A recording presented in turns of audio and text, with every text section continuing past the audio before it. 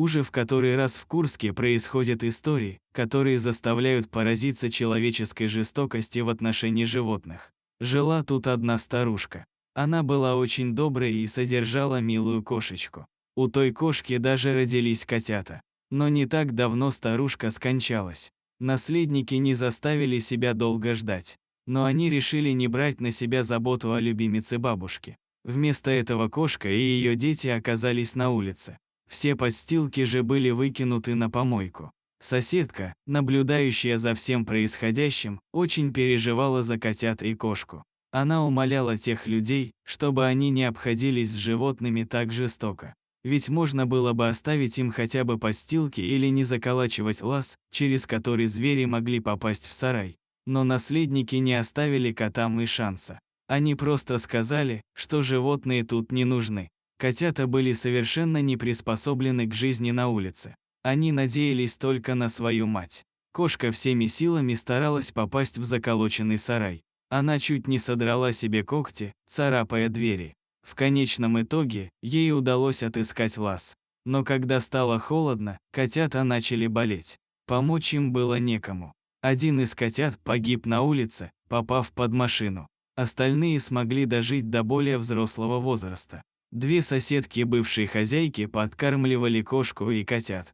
Так животные и выживали. Когда наследники вернулись и увидели, что коты все еще живы, они очень разозлились. Соседям было выдвинуто условие: либо кошки куда-нибудь исчезают, либо они будут усыплены. Одна из соседок обратилась к зоозащитникам, умоляя их помочь. Волонтеры тут же откликнулись на это обращение и вывезли котов.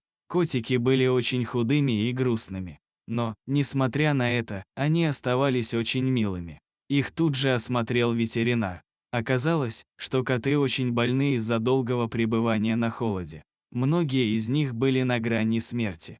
Зима в этом году была очень холодной. Какое-то время котики прятались, не идя на контакт с людьми. Они переживали ужасный стресс.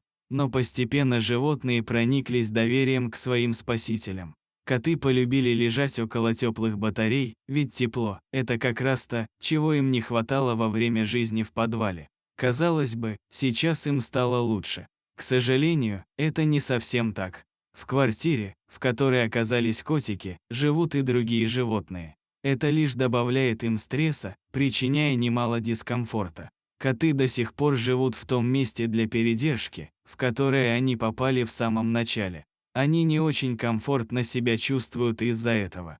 Часть болезней не получается пролечить из-за постоянного контакта котиков с другими животными. Ветеринары делают все, что могут, но этого недостаточно. Котики нуждаются в изоляции и заботе. Иначе все усилия волонтеров могут просто пропасть.